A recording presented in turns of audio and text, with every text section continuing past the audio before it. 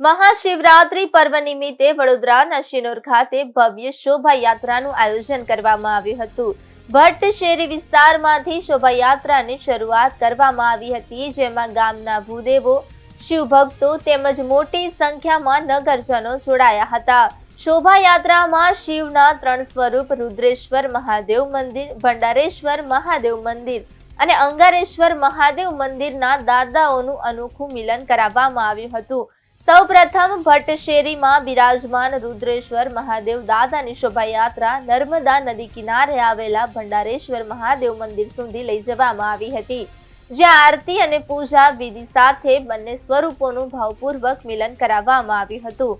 ત્યારબાદ શોભાયાત્રા પગપાળા શિનોરથી માલસર મુકામે સ્થિત અંગારેશ્વર મહાદેવ મંદિર તરફ પ્રસ્થાન કરી અંગારેશ્વર મહાદેવ મંદિરે પહોંચ્યા બાદ ત્રણેય શિવ સ્વરૂપો રુદ્રેશ્વર મહાદેવ, ભંડારેશ્વર મહાદેવ અને અંગારેશ્વર મહાદેવનું વૈદિક મંત્રોચ્ચાર, આરતી પૂજા અને શિવધૂન સાથે ભવ્ય મિલન કરાવવામાં આવ્યું। સમગ્ર કાર્યક્રમ દરમિયાન ભક્તિમય માહોલ છવાયેલો રહ્યો હતો।